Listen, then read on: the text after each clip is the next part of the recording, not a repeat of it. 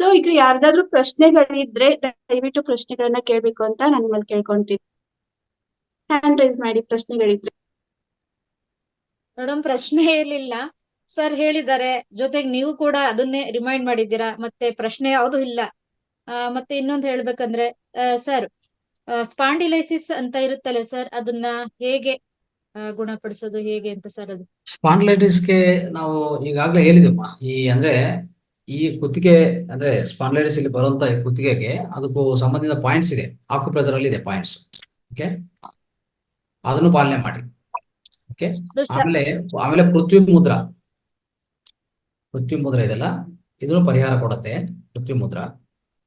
Okay, ಈ spondylitis ಇಂದ ನಿಮ್ಗೆ ಸ್ವಲ್ಪ ಜಾಯಿಂಟ್ಗಳು ಅದೆಲ್ಲ ಸ್ವಲ್ಪ ಏನಾದ್ರು ಕಷ್ಟ ಇದ್ರೆ ಇದು ಮಾಡ್ಬೋದು. ಅಂದ್ರೆ ಇದು ಸಂಧಿ ಮುದ್ರಾ ಅಂತಿದೆ, ಸಂಧಿ ಮುದ್ರಾ ಈ ತರ ಮಾಡ್ಕೊಂಡು ಈ ತರ ಸಂಧಿ ಮುದ್ರೆ.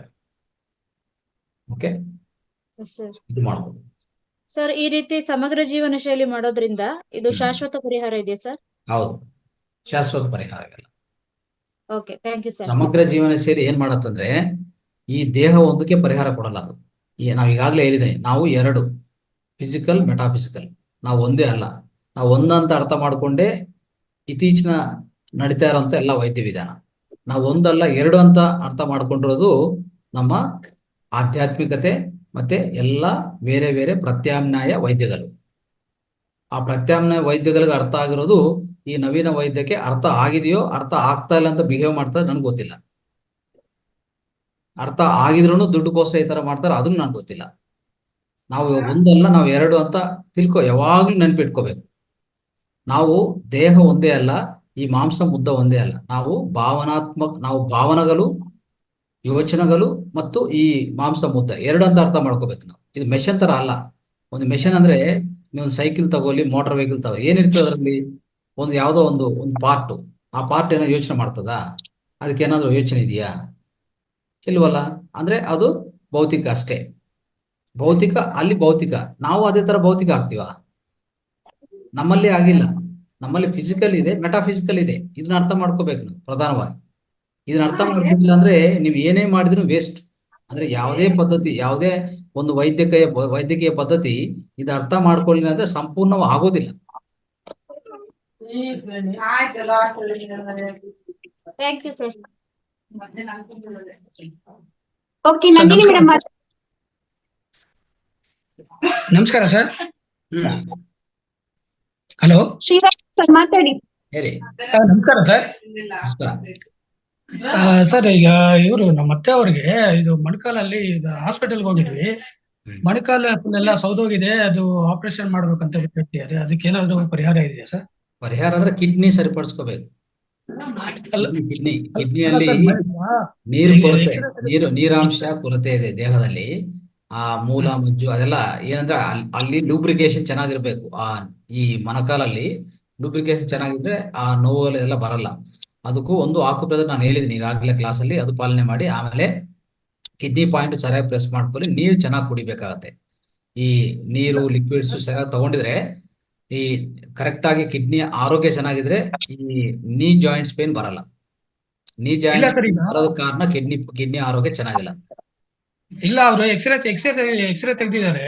ಎಕ್ಸ್ರೇ ತೆಗ್ದಿದ್ರೆ ಅದು ಮೂಳೆ ಜಾಯಿಂಟ್ಸ್ ಇದೆಯಲ್ಲ, ಅದು ಸೌದೋಗಿದೆ ಅಂತ ಹೇಳ್ತಿದ್ದಾರೆ.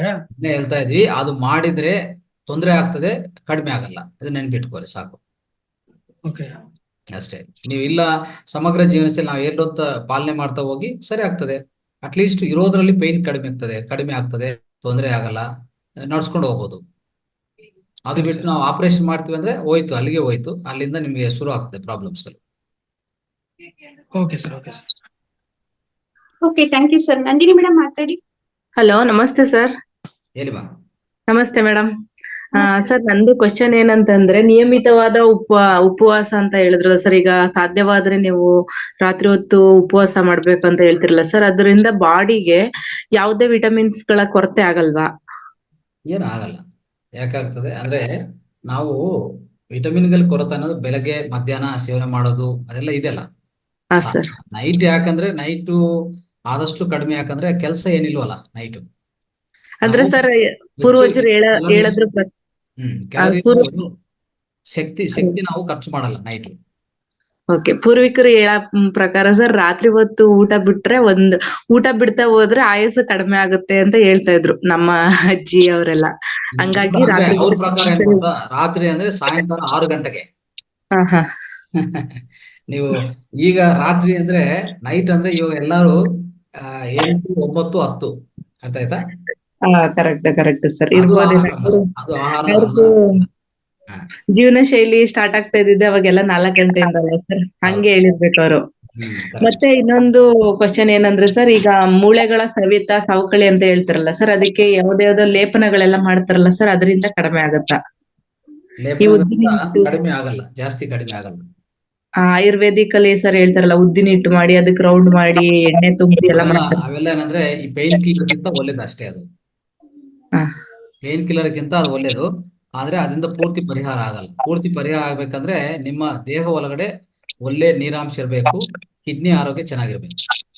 ಯಾವುದೇ ಹಾ, ಸರ್. ಜಾಯಿಂಟ್ ಪೇನ್ಸ್ ಬರೋದು ಅದೇ ಕಾರಣ.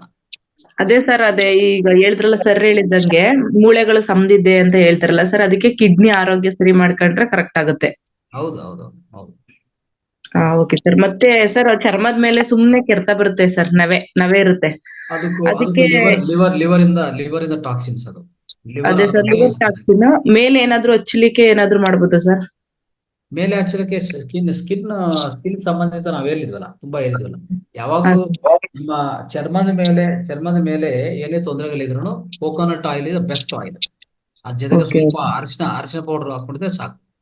ಅದೇ ಸರ್, ನಾನ್ ಅನ್ಕೋತಾ ಇದ್ದೆ ಅದಕ್ಕೆ ಮಾಮೂಲಿ ಸ್ವಲ್ಪ ಆಂಟಿಬಯೋಟಿಕ್ ಆಗಿ ವರ್ಕ್ ಮಾಡುತ್ತಲ್ಲ, ಈ ಬೇವಿನ ಎಲೆಗಳು ತಂದು ಸ್ವಲ್ಪ ಅರಿಶಿನ ಹಾಕಿ ಚೆನ್ನಾಗಿ ಕುದಿಸಿ ಹಚ್ಚಿದ್ರೆ ಚೆನ್ನಾಗಾಗ್ಬೋದು ಅಂತ ಅನ್ಕೋತಿದ್ದೆ. ಅದರಲ್ಲಿ ಪ್ರಧಾನವಾಗಿ ಕೋಕೋನಟ್ ಆಯಿಲ್ ಇರ್ಬೇಕು. ಅದೇ sir, coconut oil. Okay sir, thank you sir. ಇವತ್ತಿನ ಕಾರ್ಯಕ್ರಮ ಸರ್, ಎಲ್ಲ ಚೆನ್ನಾಗಿತ್ತು ಸರ್. ಚಂದನ Thank you. ಚಂದನ ಹಚ್ಬೋದು ಸರ್. ಚಂದನ, ಶ್ರೀಗಂಧದ ತರ ಚಂದನ ಶ್ರೀಗಂಧ ಚಂದನ ಬರುತ್ತಲ್ಲ.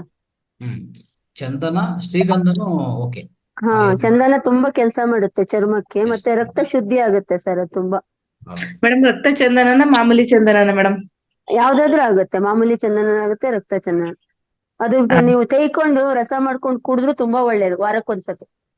ಓಕೆ, ಅದೇ ಮೇಡಮ್, ರಕ್ತ ಚಂದನ ಕೇಳಿದೆ, ಅದನ್ನ ಕುಡಿಯಲೂಬಹುದು ಅಂತ ಗೊತ್ತು ಮೇಡಮ್, ಅದನ್ನೆಲ್ಲ ಟ್ರೈ ಮಾಡಿದ್ದೀನಿ. ಹಾ, ಒಟ್ಟು ಅದಕ್ಕೆ ಕೇಳಿದೆ. ಅದೇ. Okay madam, thank you madam. Thank you sir. Thank you Deepa madam. Thank you madam. Lakshmikantamma ಮಾತಾಡಿ.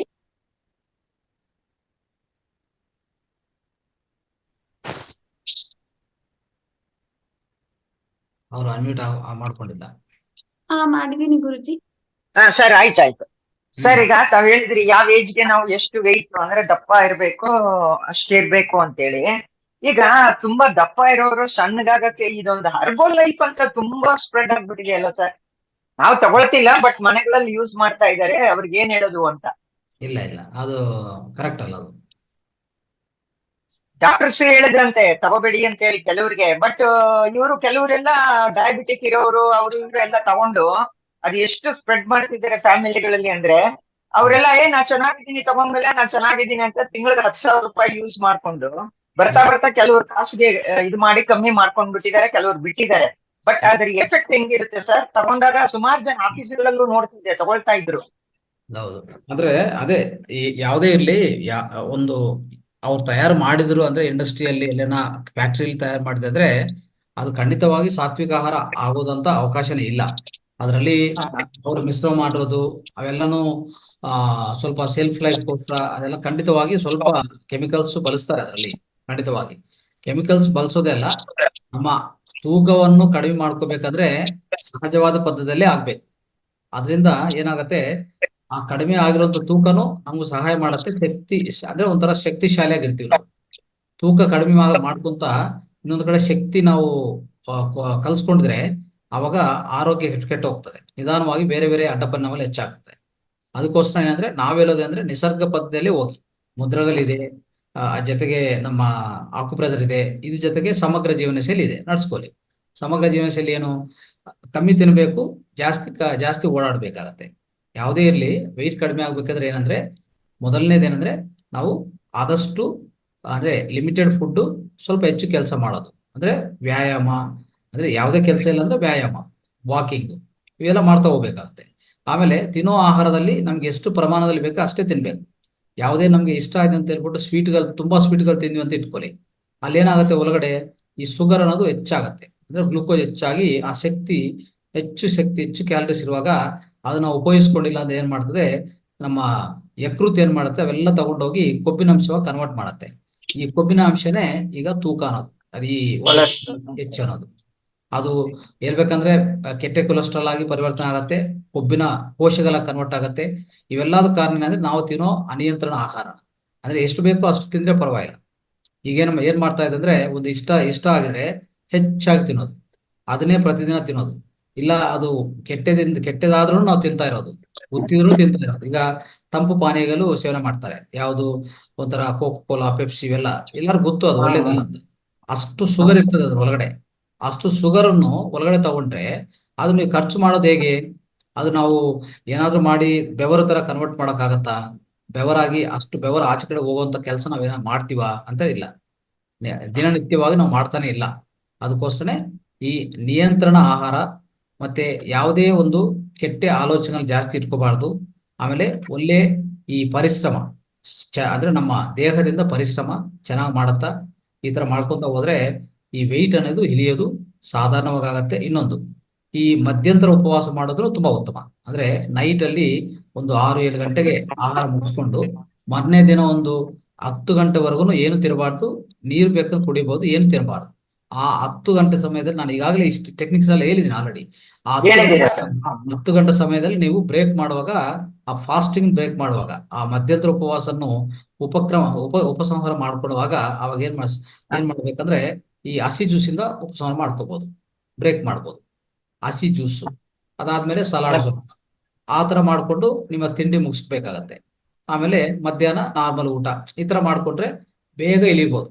ವೆಯ್ಟ್ ಅನ್ನೋದು ಬೇಗ ಇಳಿಯಕ್ಕೆ ಅವಕಾಶ ಅದ್ಭುತವಾಗಿ ಆಗುತ್ತೆ. Thank you sir. Right. Okay, thank you sir. Thank you. ದೊಡ್ಡ ಸರ್ ಮಾತಾಡಿ. ನಮಸ್ತೆ ಸರ್. ನಮಸ್ತೆ ಸರ್, ನಿನ್ನೆ ತೂಕ ಇಳಿಸಕ್ಕೆ ಒಬ್ರಿಗೆ ಟಿಪ್ಸ್ ಕೊಟ್ಟಿದ್ದೀನಿ, ಅದೇನ್ ಸರಿನೇ ನೋಡಿ. ನಾನು ಬೆಳಿಗ್ಗೆ ಅವ್ರಿಗೆ ಗ್ರೀನ್ ಜ್ಯೂಸ್ ಹೇಳಿದೀನಿ. ಗ್ರೀನ್ ಜ್ಯೂಸ್ ಆದ್ಮೇಲೆ ಒಟ್ಟಷ್ಟೇ ಸೌತೆಕಾಯಿ ಇಲ್ಲ ಏನಾದ್ರು ಒಂದು ತರಕಾರಿ ತಿನ್ನಿ ಅಂತ ಹೇಳಿದೀನಿ. ಮಧ್ಯಾಹ್ನ ಮಾಮೂಲಿ ರೋಟಿ ಮತ್ತೆ ಅಷ್ಟು ಪಲ್ಯ ತಿನ್ನಕ್ ಹೇಳಿದೀನಿ. ರಾತ್ರಿಗೆ ತರಕಾರಿ ಅರ್ಧಂಬರ್ಧ ಬೇಯಿಸಿರೋದು ತರಕಾರಿ, ಇಲ್ಲ ಅಂದ್ರೆ ಯಾವ್ದಾದ್ರು ಒಂದ್ ಹಣ್ಣು, ಸೀಸನ್ ಫ್ರೂಟ್ ಅಂತ ಹೇಳಿದೀನಿ. ಇದು ಸರಿ ಇದೆ ಸರ್? ಎಸ್.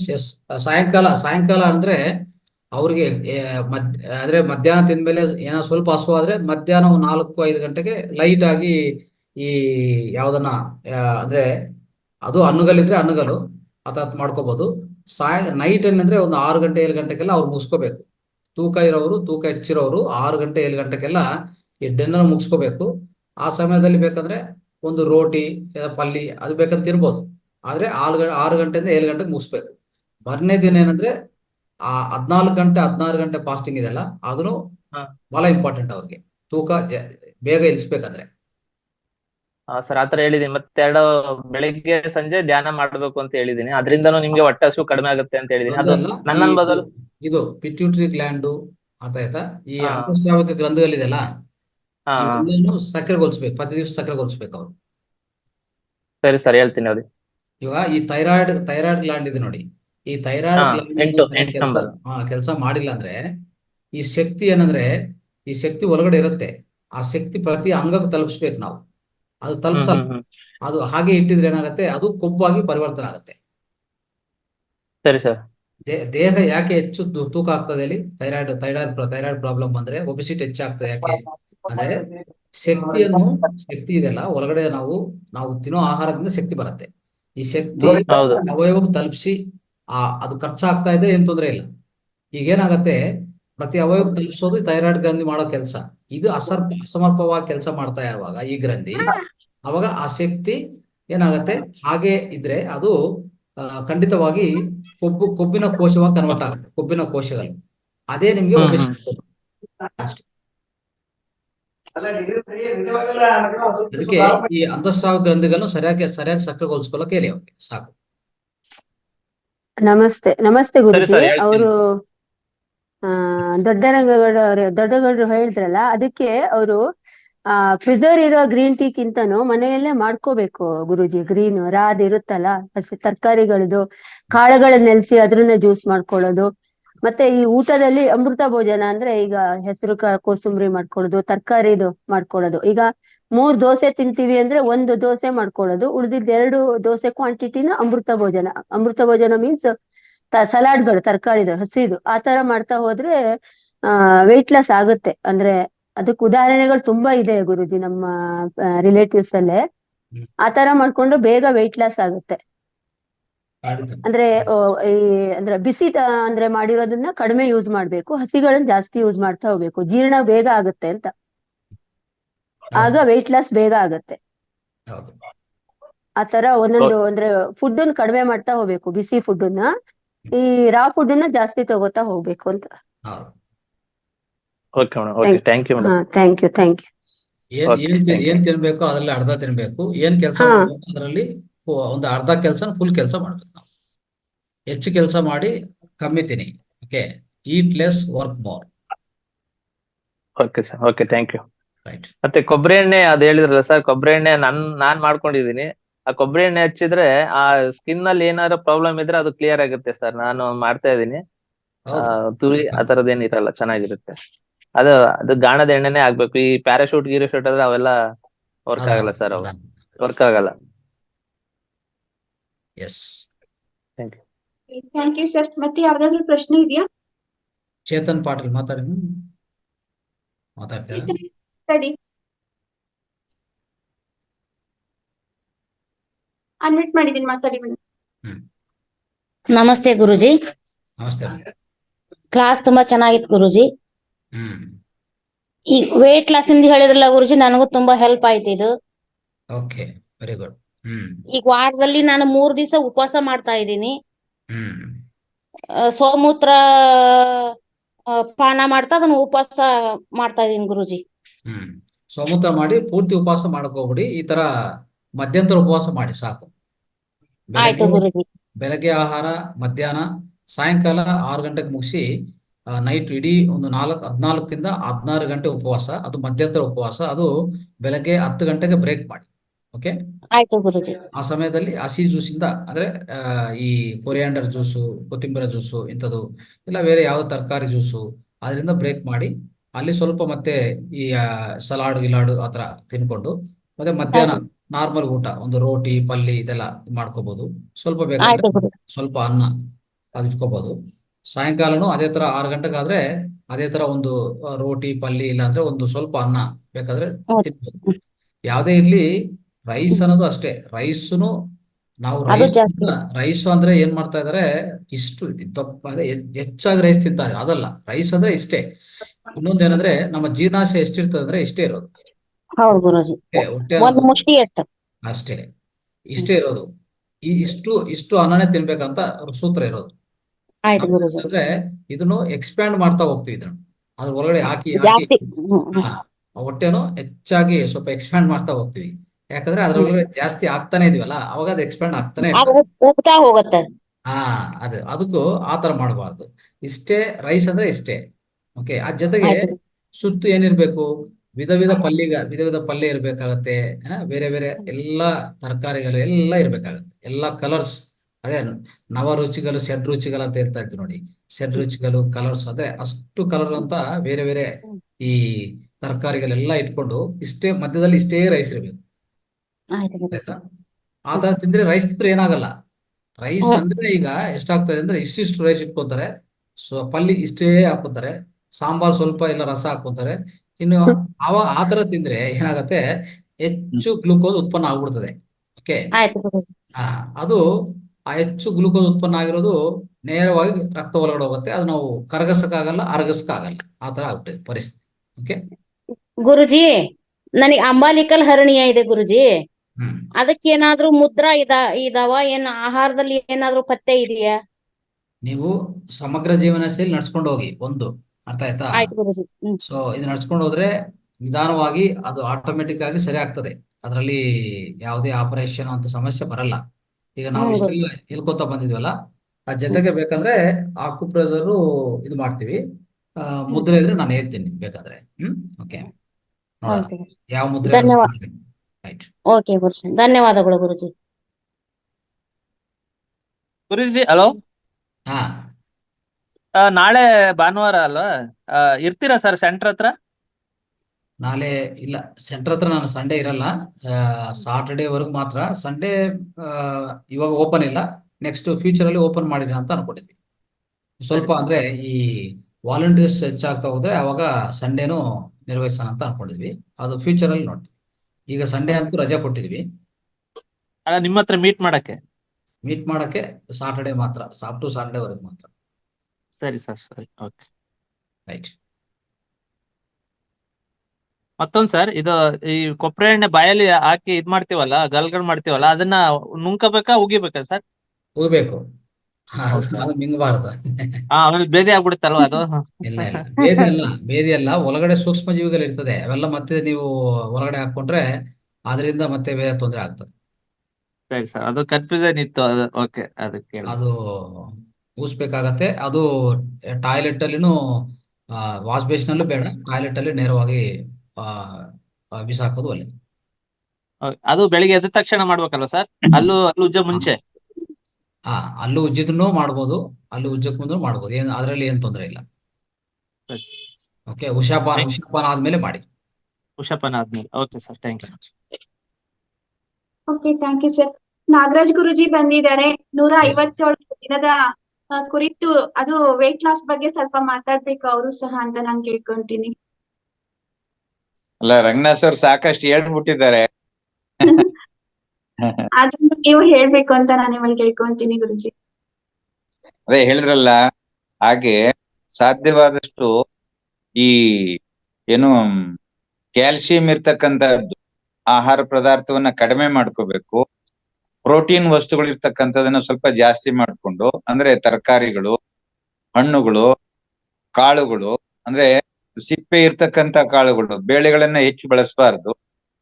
ಇದನ್ನ ಬಳಸ್ಕೊಳ್ತಾ ಮತ್ತೆ ಮೊಳಕೆ ಕಾಳುಗಳನ್ನ ಮತ್ತು ಹಸಿ ತರಕಾರಿಗಳ ಸಲಾಡ್ ಅನ್ನ ಜಾಸ್ತಿ ಬಳಸ್ತಾ ಹೋದ್ರೆ ತೂಕ ಕಮ್ಮಿ ಮಾಡ್ಕೋಬಹುದು. ಮತ್ತೆ 3 ಹೊತ್ತು ಊಟ ಮಾಡೋದಲ್ಲ. ರಂಗನಾಥ್ ಸರ್ ಆಗ್ಲೇ ಹೇಳ್ತಾ ಇದ್ರು, ಇಷ್ಟ ಅನ್ನ ಹಾಕೊಂಡ್ಬಿಡೋದು, ಇಷ್ಟ ಪಲ್ಯ ಹಾಕೊಳ್ಳೋದು. ಇದಲ್ಲ, ಪಲ್ಯ ಇಷ್ಟಿರ್ಬೇಕು, ಅನ್ನ ಇಷ್ಟಿರ್ಬೇಕು, ಅಥವಾ ಚಪಾತಿ 1 ಅಥವಾ 2 ಇರ್ಬೇಕು. ಮುದ್ದೆ ಊಟ ಮಾಡೋರಿದ್ರೆ ಇಷ್ಟಪ್ಪ ಮುದ್ದೆ ಇರ್ಬೇಕು. ಆದ್ರೆ 2 ಮುದ್ದೆ, ಇಷ್ಟಿಷ್ಟ ಅನ್ನ, ಎಲ್ಲೋ ಒಂದಿಷ್ಟಿಷ್ಟ ಪಲ್ಯ, ಈ ರೀತಿ ತಿನ್ನೋದ್ರಿಂದ ಏನಾಗುತ್ತೆ, ಒಬೆಸಿಟಿ ಕಾರಣ ಆಗತ್ತೆ. ಉದರಂ ಸರ್ವ ರೋಗ ವ್ಯಾಪ್ತಿ ಅಂತ ಹೇಳ್ತೀವಿ. ಹಾಗಾಗಿ ಶುರು ಆಗುತ್ತೆ, ಕಾನ್ಸ್ಟಿಪೇಷನ್ ಶುರು ಆಗುತ್ತೆ, ಪೈಲ್ ಶುರು ಆಗುತ್ತೆ, ವೆಯ್ಟ್ ಜಾಸ್ತಿ ಆಗ್ತಾ ಹೋಗುತ್ತೆ, ಮತ್ತೆ ಪ್ಯಾಂಕ್ರಿಯಾಸ್ ಇನ್ಆಕ್ಟಿವ್ ಆಗುತ್ತೆ, ಇನ್ಸುಲಿನ್ ಉತ್ಪತ್ತಿ ಆಗಲ್ಲ, ಶುರು ಆಗುತ್ತೆ ನೋಡಿ, ಎಲ್ಲ ಒಂದ್ರ ಜೊತೆ ಒಂದು. ಆದ್ರಿಂದ ಸಾಧ್ಯವಾದಷ್ಟು ಊಟದಲ್ಲಿ, ಅದಕ್ಕೆ ಹೇಳ್ತಾರೆ ಆಹಾರ ಔಷಧದ ರೂಪದಲ್ಲಿ ಇರ್ಬೇಕು. ನಾವೇನ್ ಮಾಡ್ತೀವಿ, ಆಹಾರ ಚೆನ್ನಾಗಿ ತಿಂದ್ಬಿಟ್ಟು ಅದನ್ನ ಜೀರ್ಣಿಸ್ಕೊಳ್ಳೋಕೆ ಆಹಾರ ಔಷಧಿ ತಿಂತೀವಿ. ಎಷ್ಟೋ ಕಡೆ ಜನ, ಎಷ್ಟೋ ಮಹಾತ್ಮರು, ತುಂಬಾ ದೊಡ್ಡ ಶ್ರೀಮಂತರು, ಊಟಕ್ಕೆ ಬಳಸೋದು ಒಂದು 50 ರೂಪಾಯಿ ಖರ್ಚಾದ್ರೆ ಔಷಧಿ ಬಳಸೋದು ಒಂದ್ ಹೊತ್ತಿಗೆ 250 ಇಂದ 300, 1000 ತನಕ ಖರ್ಚು ಮಾಡೋರು ಇದ್ದಾರೆ. ತಿಂದ ಆಹಾರ ಜೀರ್ಣವಾಗೋದಕ್ಕೆ ಮಾತ್ರೆ, ಹಸಿವಾಗೋದಕ್ಕೆ ಮಾತ್ರೆ, ನಿದ್ರೆ ಬರೋದಕ್ಕೆ ಮಾತ್ರೆ, ತಿಂದ ಆಹಾರ ಆಚೆ ಹೋಗೋದಕ್ಕೆ ಮಾತ್ರೆ, ಹೀಗೆ ಪ್ರತಿಯೊಂದಕ್ಕೂ ಮಾತ್ರೆಗೆ ಅವಲಂಬಿಸ್ಕೊಂಡಿರ್ತಾರೆ. ಆದ್ರಿಂದ ಆಹಾರವೇ ಔಷಧದ ರೂಪದಲ್ಲಿ ಇರ್ಬೇಕು. ಆಹಾರ ಯಾವಾಗ ಔಷಧಿ ಆಗುತ್ತೆ ಆಗ ನಮ್ಮ ದೇಹ ಶುದ್ಧಿ ಆಗುತ್ತೆ, ನಮ್ಮ ದೇಹ ಆರೋಗ್ಯ ತುಂಬಾ ಚೆನ್ನಾಗಿರುತ್ತೆ. ಆದ್ರೆ ನಾವೇನ್ ಮಾಡ್ತಾ ಇದೀವಿ, ಎಲ್ಲ ಉಲ್ಟಾ ಮಾಡ್ಕೊಂಡ್ಬಿಟ್ಟಿದೀವಿ. ಹಿಂದಿನಲ್ಲಿ ಒಂದು ಒಳ್ಳೆ ಗಾದೆ ಹೇಳ್ತಾರೆ, ಪಾವ್ ಗರಂ ಪೇಟ್ ನರಂ ಶಿರ್ ಟಂಡಾ ರಕೇತೋ ಡಾಕ್ಟರ್ ಕೋ ಮಾರೋ ದಂಡ ಅಂತ. ಬಟ್ ನಾವೇನ್ ಮಾಡ್ಕೊಂಡಿದೀವಿ, ಪಾವ್ ಗರಂ ಮಾಡ್ಕೊಳ್ಳೋ ಬದಲು ಪಾವ್ ತಂಡ ಮಾಡ್ಕೊಂಡಿದೀವಿ. ಮನೆಗಳಲ್ಲೆಲ್ಲ ಒಳ್ಳೆ ಟೈಲ್ಸ್, ಮಾರ್ಬಲ್ಸ್ ಮತ್ತೆ ಗ್ರಾನೈಟ್ ಹಾಕೊಂಡ್ಬಿಟ್ಟು ಓಡಾಡ್ತಾ ಅಲ್ಲಿ ಶೀತ ಆಗ್ತಾ ಇದೆ. ಅದು ಯಾರು ಅದನ್ನ ನೆಲಕ್ಕೆ ಕಲ್ಲುಗಳನ್ನ ಹಾಕೊಂಡಿದ್ದಾರೆ ಅಂತವ್ರಿಗೆ ಮಂಡಿ ನೋವು, ಜಾಯಿಂಟ್ ಪೇನ್ ಆಫರ್, ಅದು ಗಿಫ್ಟ್. ಮತ್ತೆ ಪೇಟ್ ನರಂ, ಎಷ್ಟು ಸಾಧ್ಯವಷ್ಟು ಹೊಟ್ಟೆ ತೆಳುವಾಗಿರ್ಬೇಕು. ಅದ್ರ ಬದಲು ನಾವ್ ಮಾಡ್ಕೊಂಡಿದೀವಿ ಪೇಟ್ ಪತ್ತರ ಮಾಡ್ಕೊಂಡ್ಬಿಟ್ಟಿದೀವಿ. ಪತ್ತರ ಅಂದ್ರೆ ಬಂಡೆ, ಒಂದು ದೊಡ್ಡ ಬಂಡೆ ಮಾಡ್ಕೊಂಡ್ಬಿಟ್ಟಿದೀವಿ. ನಾವು ಕೂತ್ಕೊಂಡ್ರೆ ನಮ್ ಪೀಠಕ್ಕೊಂದು ಸೀಟ್ ಬೇಕು, ನಮ್ ಹೊಟ್ಟೆ ಇಡೋಕೊಂದು ಎರಡು ಅಂಕರ ಜಾಗ ಬೇಕು. ಇಂಥವ್ರು 4 ಜನ ಬಸ್ ಹತ್ಬಿಟ್ರೆ, ರಶ್ ಇರೋ ಬಸ್ಗಳು ಈಗ ಕರ್ನಾಟಕದಲ್ಲಿ ಹತ್ಬಿಟ್ರೆ ಇವ್ರ ಹೊಟ್ಟೆ ಹಿಂಸೆ, ದೇವ್ರ ಪ್ರೀತಿ ಆಗ್ಬೇಕು. ಮತ್ತೆ ತಲೆಯನ್ನ ತಣ್ಣಗಿಟ್ಕೊಳ್ಳೋ ಬದಲು ಬಿಸಿ ಮಾಡ್ಕೊಂಡಿದ್ದೀವಿ. ಬೇಡವಾದ ಆಲೋಚನೆಗಳನ್ನೆಲ್ಲ, ಬೇಡವಾದ ರಾಗ ದ್ವೇಷಗಳನ್ನೆಲ್ಲ ತುಂಬ್ಕೊಂಡ್ಬಿಟ್ಟು ಸದಾ ತಲೆ ಬಿಸಿ ಮಾಡ್ಕೊಂಡಿದ್ದೀವಿ. ನಿದ್ರೆ ಬರಲ್ಲ ಅಂತ ಒದ್ದಾಡ್ತೀವಿ. ಮಲ್ಕೊಂಡು ನಿದ್ರೆ ಮಾಡೋ ಬದಲು ಯೋಚನೆಗಳು ಹೊಟ್ಟೋಗ್ತೀವಿ. ಸೊ ಹೀಗೆ ನಮ್ಮ ಜೀವನ ಸಂಪೂರ್ಣವಾಗಿ ವಿರುದ್ಧ ದಿಕ್ಕಿನಲ್ಲಿ ಹೋಗ್ತಾ ಇದೆ. ರಂಗನಾಥ್ ಸರ್ ಅಂತವ್ರು 100 ಜನ ಬಂದು ಹೇಳಿದ್ರು ಈ ಜಗತ್ತಲ್ಲಿ ಜನ ಎಷ್ಟ್ ಜನ ಇದ್ದೀವಿ? ನಾವೊಂದ್ 60-70 ಜನ ಇದ್ದೀವಿ. ನಾವೊಂದ್ 60-70 ಜನ ಒಬ್ಬೊಬ್ರು ಒಂದ್ 10 ಜನಕ್ಕೆ ನಾವೇನಾದ್ರು ಒಂದಿಷ್ಟು ವಿಷಯ ತಿಳಿಸಿದ್ರೆ ಎಷ್ಟ್ ಜನ ಫಾಲೋ ಮಾಡ್ತಾರೆ? ಅದೇ ಆ ಶಂಕರಿಂದಲೇ ತೀರ್ಥ ಬರ್ಬೇಕು. ಹಾಗೆ ರಂಗನಾಥಿಯವರಂತವ್ರ ಸಂಪರ್ಕಕ್ಕೆ ಅವ್ರನ್ನ ತಂದ್ಬಿಡ್ಬೇಕು.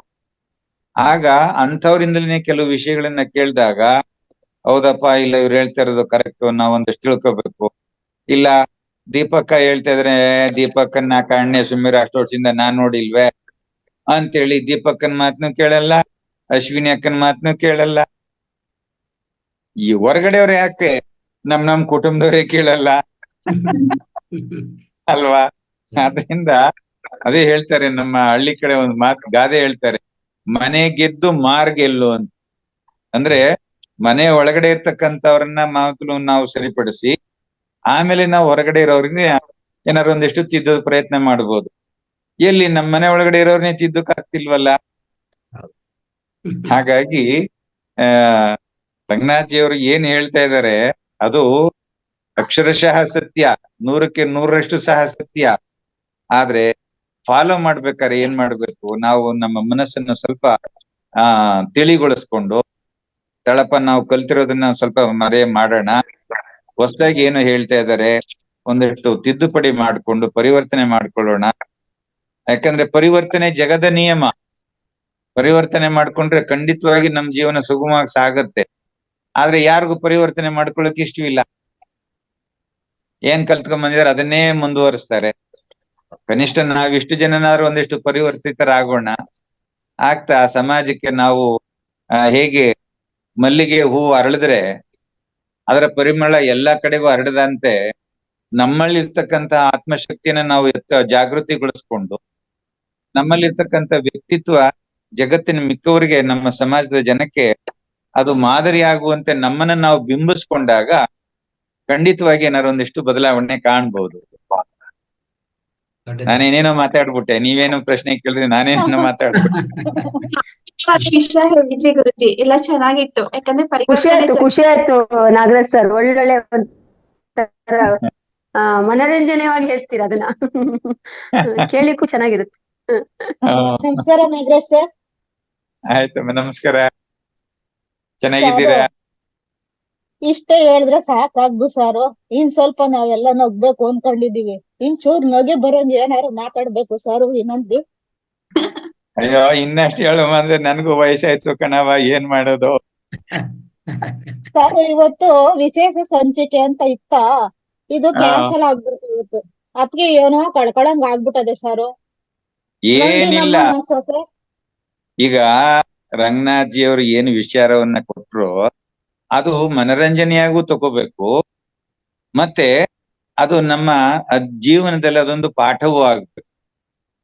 ಯಾರೊಬ್ಬ ಮೇಷ್ಟ್ರು ವಿಜ್ಞಾನ ಪಾಠ ಮಾಡ್ತಾ ಇದ್ನಂತೆ ಕ್ಲಾಸ್ ರೂಮ್ ನಲ್ಲಿ.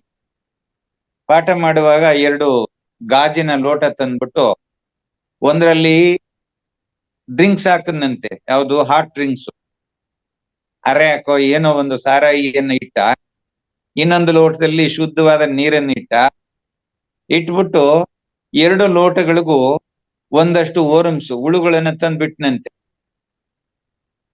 ಈ ಮದ್ಯಪಾನ ಇತ್ತಲ್ಲ, ಅರ್ಯಾಕಿತ್ತಲ್ಲ ಆ ಲೋಟದಲ್ಲಿ ಹಾಕಿದಂತ ಹುಳುಗಳು ಒಂದಷ್ಟು ಹೊತ್ತು ಒದ್ದಾಡ್ಬಿಟ್ಟು ಕೂಡ ಓಡಾಡ್ಬಿಟ್ಟು ಎಲ್ಲ ಅಲ್ಲಂಗಂಗೆ ಸತ್ ಬಿದ್ದೋದ್ವಂತೆ. ನೀರಿನಲ್ಲಿ ಹಾಕದಂತ ಹುಳುಗಳು ಚೆನ್ನಾಗಿ ಆಟ ಆಡ್ಕೊಂಡು ಬಹಳ ಖುಷಿಯಾಗಿ ಆಡ್ತಾ ಇದ್ವಂತೆ. ಮೇಷ್ಟ್ರು ಕೇಳ್ದ ಏನಂತ, ಮಕ್ಕಳೇ ಈ ಪಾಠದಿಂದ ನಿಮ್ಗೆ ಏನ್ ಅರ್ಥವಾಯ್ತು ಅಂತ. ಅದಕ್ಕೆ ಒಬ್ಬ ಹುಡುಗ ಎದ್ದು ನಿಂತ್ಕೊಂಡು ಹೇಳಿದಂತೆ, ಸಾರ್ ಇನ್ಮೇಲೆ ನಾವು ನೀರ್ ಕುಡಿಯೋದ್ಕಿಂತ ಸಾರಾಯಿ ಕುಡಿಯೋದು ಒಳ್ಳೇದು ಅಂದ. ಯಾಕಪ್ಪ ಅಂತಂದ್ರೆ, ಸಾರ್ ನಮ್ಮ ಹೊಟ್ಟೆನಲ್ಲಿ ಹುಳುಗಳಿದಾವಲ್ಲ, ಸಾರಾಯಿ ಕುಡಿದ್ರೆ ಹುಳುಗಳೆಲ್ಲ ಸತ್ತೋಗ್ಬಿಡ್ತೇವೆ, ನೀರ್ ಕುಡಿದ್ರೆ ಹುಳುಗಳು ಹೆಚ್ಕೊಂಡು ಇನ್ನೂ ಆಡೋಕ್ ಶುರು ಮಾಡ್ಬಿಡ್ತೇವೆ, ಅದಕ್ಕೆ ದಿನ ನಾವು ಸಾರಾಯಿ ಕುಡಿಯೋದ್ ಮೇಲು ಅಂತಿದ್ನಂತೆ. ಹೀಗೆ ಮನರಂಜನಾತ್ಮಕವಾಗಿ ನಗಿಸೋದ್ರ ಮೂಲಕ ನಮ್ಮಲ್ಲಿರ್ತಕ್ಕಂಥ ವಿಜ್ಞಾನ ಎಷ್ಟ್ರ ಮಟ್ಟಿಗೆ ನಾವು ಹೇಳ್ತಕ್ಕಂಥ ವಿಚಾರವನ್ನ ತಗೊಳ್ತಾರೆ ಅದ್ರ ಮೂಲಕ ಡಿಪೆಂಡ್ ಆಗತ್ತೆ ಹೊರತು ಅದನ್ನ ಮನರಂಜನಾತ್ಮಕವಾಗಿಯೂ ತಗೋಬೇಕು. ಮತ್ತೆ ನಾವು ಅದು ಜ್ಞಾನ, ಮನರಂಜನೆಯ ಜೊತೆಗೆ ಜ್ಞಾನವನ್ನ ನಾವು ಡೆವಲಪ್ ಮಾಡ್ತೀವಿ. ಸರಿ ಸರಿ. ನಮ್ ಪಕ್ಕದ ಮನೆ ದೀಪವ್ ಮಾತ್ರ ಕಾಣಿಸ್ಕೇತವ್ರೆ. ನಂದಿನಿ ಎಲ್ಲಮ್ಮ, ನಂದು ನನ್ ಜೊತೆ ಎಲ್ಲ ಪತ್ತೆ ಆಗ್ಬಿಟ್ಟದೆ, ಎಲ್ಲ ಬುದ್ಧಿ ಮಾಡ್ತಾ ಇರ್ಬೇಕು. ನಿನ್ ಸೊಸೆ ಹೋಗಿದೆ ಅಮ್ಮ. ಹಲೋ, ನಿಮ್ಮ ಕಾಣಲ್ಲ. ಸೊಸೆಯಾಗಿ ಸರಿಯಾಗಿ ಮಾರ್ಗದರ್ಶನ ಕೊಡ್ಬೇಕು ತಾನೆ. ಇಲ್ಲ ಅತ್ತೆ ಅಮ್ಮನ್ಗೆ ಯಾವಾಗ್ಲೂ ಮುದ್ದೆ ಮಾಡೋದ್ರೊಳಗೆ ಬಿಸಿ ಇರ್ತೀನಿ ನಾನು. ನಮ್ ದೀಪವ್ವ ಕಣ್ರವ್ವ ಏನ್ ಸಂದಂಗ್ ಮಾತಾಡ್ದಂಗೆ, ಅವ್ರ ಮಾತಾಡ್ಬಿಟ್ರೆ ಆಕಾಶವಾಣಿನೇ ಮಾತಾಡ್ದಂಗ್ ಆಯ್ತದೆ. ಎಲ್ಲ ಏನೋ ಬಿಜಿ ಇರ್ತಾರೆ, ಯಾವಾಗೋ ಅವಾಗ ಇವಾಗ ಬಂದ್ ಮಾತಾಡ್ತಾರ ಕಣ್ರಪ್ಪ. ದೀಪವ್ವ ಬಿಡವ್ವ, ಆಶೀರ್ವಾದ ಆಕ್ಚುಲಿ ನಾನು ಏನ್ ಹೇಳ್ಬೇಕು ಅಂದ್ರೆ ಗುರುಜಿ, ನೀವ್ ಮಾತಾಡ್ಬೇಕು, ನನ್ನ ಕೇಳ್ಕೊತೀನಿ ಗುರುಜಿ ಅಂತ ಅವ್ರು ಎಷ್ಟು ಚೆನ್ನಾಗ್ ಮಾತಾಡ್ತಾರೆ ಕಣಪ್ಪ. ಇನ್ನೊಂದೇನಮ್ಮ ನಾಪತ್ತೆ ಆಯ್ತಾ ಇರ್ತಾರೆ. ದೀಪಮ್ಮ ಅಂದ್ರೆ ಒಂದು ಎಳೆ ಮಗು ಇದ್ದ ಹಾಗೆ. ಆ ಎಳೆ ಮಗು ಹೇಗೆ ಮುಗ್ಧವಾಗಿರ್ತದೋ, ಮುಗ್ಧವಾಗಿ ಮಾತನಾಡುತ್ತೋ ಹಾಗೆ ಅವ್ರ ಮಾತು ಮುಗ್ಧತೆಯಿಂದ ಇರುತ್ತೆ, ಮತ್ತೆ ಎಳೆ ಮಕ್ಳ ತರ ಇರುತ್ತೆ. ಹೆಸರೇ ದೀಪ ಅಲ್ವಾ, ದೀಪ ಅಂದ್ರೆ ಏನು, ಬೆಳಕು ಚೆಲ್ಲೋದು. ಹಾಗಾಗಿ ಜ್ಞಾನದ ಬೆಳಕನ್ನ ಸಮಾಜಕ್ಕೆ ಮತ್ತು ನಿಮ್ಮಂತವ್ರ ವಯಸ್ಸಾದವ್ರಿಗೆಲ್ಲ ಬೆಳಗ್ಬೇಕಲ್ಲ, ಹಾಗೆ ಕೊಡ್ತಾ ಇದ್ದಾರೆ. ನೋಡಿ ಎಂತ ಸಂದಾಗಿ ಎಲ್ರು ನಗಾಡ್ತಾ ಇದ್ದೀರಪ್ಪ, ಏನ್ ಖುಷಿ ಆಯ್ತದೆ. ವಿವೋ 29 ಅಂತ ಇದೆ ಮೇಡಮ್, ನೀವ್ ಸ್ವಲ್ಪ ನಗ್ಬೇಕು ಅಂತ ನಾ ಕೇಳ್ಕೊತೀನಿ ಮೇಡಮ್. ನೀವ್ ಯಾಕೋ ನಗ್ದಾನೆ ಇಲ್ವಲ್ಲ ಮೇಡಮ್? ಈಗ ಸಂದ ಕಾಣ್ತಾ ಇದ್ದೀರಾ. ನೀವ್ ಹೀಗೆ ನಗ್ನಗ್ತಾ ಇರ್ರಿ, ತುಂಬಾ ವರ್ಷ ನೀವು ಚೆನ್ನಾಗ್ ಬಾಳಿ ಬದುಕ್ತೀರಾ ಕಣ್ರವ್ವ. ಮೇಡಮ್ ಸಂದಾಗ ನಗ್ತಾ ಇದಾರೆ. ರಂಗಜ್ಜಿ ಪ್ರತಿ ವಾರ ಅಂತ ಕೇಳ್ಕೊಂತೀನಿ.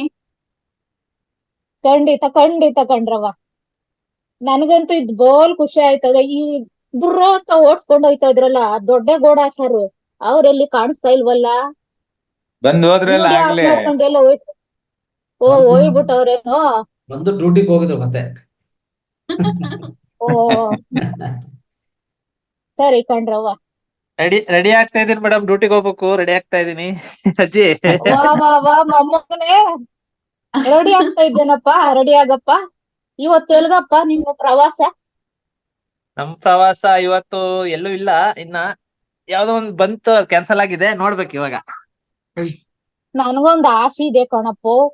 ಹೇಳಿ. ಗೊಮ್ಟೇಸನ್ ನೋಡ್ಬೇಕು ಅಂತ ಆಸೆ ಆಗ್ಬಿಟ್ಟದೆ, ಯಾವಾಗ ಕರ್ಕೊಂಡ್ ಹೋಯ್ತಿಯಪ್ಪ? ಬನ್ನಿ ಎಲ್ಲಾ ಹೋಗೋಣ, ಒಂದ್ ಗ್ರೂಪ್ ಮಾಡ್ಕೊಂಡು ಹೋಗೋಣ ಬನ್ನಿ. ನಮ್ಮೂರು ಅಲ್ಲೇ ಪಕ್ಕ, ನಮ್ಮೂರೆಲ್ಲ ತೋರ್ಸ್ಕೊಂಡ್ ಬರ್ತೀನಿ. ಯಾವ ತರ ಪ್ಲಾನ್ ಮಾಡಿ ಸರ್, ಗುರುಪಾಳ್ನು ಕರ್ಕೊಂಡ್ ಹೋಗೋಣ ಜೊತೆಲಿ. ಎಲ್ಲ ನಮ್ ರಂಗನಾಥ್ ಸರ್ ಕೃಪೆ, ಅವರು ಏನಾದ್ರು ಮನ್ಸ್ ಮಾಡಿದ್ರೆ ನಾವೆಲ್ರು ಜೊತೆಯಾಗಿ ಹೋಗ್ಬೋದಪ್ಪ. ರಂಗನಾಥ್ ಸರ್, ನಾಗರಾಜ್ ಸರ್ ಎಲ್ಲಾ ಒಂದ್ಸಲಿ ಬನ್ನಿ ಹೋಗೋಣ. ನಮ್ ಬೆಟ್ಟ ಎಲ್ಲ ತೋರ್ಸ್ಕೊಂಡು, ಅಲ್ಲಿದು ಕತೆ ಎಲ್ಲ ಜಾಗ ಎಲ್ಲ ತೋರ್ಸ್ಕೊಂಡು, ಮತ್ ನಮ್ ಊರ್ಗ್ ಹೋಗಿ ಹಂಗ ಒಂದ್ ವಿಸಿಟ್ ಕೊಟ್ಟು ಮತ್ತೆ ಬರೋಣ ವಾಪಸ್. ಹೋಗೋಣ ಸರ್, ಹೋಗೋಣ. ಫ್ಯೂಚರ್ ಅಲ್ಲಿ ಪ್ಲಾನ್ ಮಾಡೋಣ. ಸರಿ ಸರ್, ಸರಿ. ಈಗ ನಾವ್ ಎಲ್ಲಿ ಹೋಗ್ತೀವಿ ಅಲ್ಲಿ ಸತ್ಸಂಗ ಮಾಡಿದ್ರೆ ಆಯ್ತು ಅಷ್ಟೇ. ಹೌದು ಅಷ್ಟೇ ಅಷ್ಟೇ ಅಷ್ಟೇ. ಅದೊಂದು ಅಲ್ಲೂ ಒಂದು ಸ್ವಲ್ಪ ನಾವು ಇದ್ ಮಾಡ್ದಂಗ ಆಗುತ್ತೆ. ಇದು ಆನ್ಲೈನ್ ಅದು ಆಫ್ಲೈನ್. ಆಫ್ಲೈನ್ ಅಷ್ಟೇ. ಒಂದ್ ಊರಲ್ಲಿ ಸ್ವಲ್ಪ ಜನಕ್ಕೆ ಅವೇರ್ನೆಸ್ ಕೊಟ್ಟಂಗ ಆಗುತ್ತೆ ಹೋಗ್ತಾ. ಅಷ್ಟೇ ಹೌದು. ನೋಡ್ರಪ್ಪ, ಈಗ ಮಂಜುನಾಥ್ ಶೆಟ್ಟಿ ಅವ್ರು ಬರ್ತಾ ಇದ್ದಾರೆ. ನೀವೇನಾದ್ರೂ ಒಂದ್ ಪ್ರೋಗ್ರಾಮ್ ಕೊಡ್ರಪ್ಪ, ನಾವ್ ಇನ್ನೂ ನಗ್ಬೇಕು ಅನ್ಕೊಂಡಿದೀವಿ. ಏನಾದ್ರೂ ಒಂದ್ ಹಾಡ್ ಹೇಳ್ಬೋದಲ್ಲಪ್ಪ. ನಿಮ್ದು ಮ್ಯೂಟ್ ಆಗಿದೆ ಕಣಪ್ಪ. ಹಾ ಮೇಡಮ್ ನಮಸ್ತೆ. ಗುರೂಜಿ ನಮಸ್ತೆ. ನಾಗರಾಜ್ ಸರ್ ನಮಸ್ತೆ. ನಮಸ್ಕಾರ. ನಾನು ಮಧ್ಯ ಕ್ಲಾಸ್ ಅಟೆಂಡ್ ಮಾಡ್ತಾ ಇದ್ದೀನಿ. ಉಳಿದ ಕ್ಲಾಸ್ ಗಳನ್ನ ವಿಡಿಯೋದಲ್ಲಿ ನೋಡ್ತಾ ಇದ್ದೀನಿ ಸರ್. ಸ್ವಲ್ಪ ಕೆಲಸದ ಒತ್ತಡ. ಹಾಗೆ ಮೇಡಮ್ ಒಳ್ಳೆ ಕಲಾವಿದ್ರ ಮೊದ್ಲಿಂದ? ಯಾರ್ ಸಾರು? ನೀವೇ ಕಲಾವಿದ್ರ? ಏನು ಕಲಾವಿದ್ರಿಲ್ಲಪ್ಪ. ಅವ್ರು ಹುಟ್ಟು ಕಲಾವಿದ್ರು. ಬಂದ್ಬಿಡ್ತದೆ.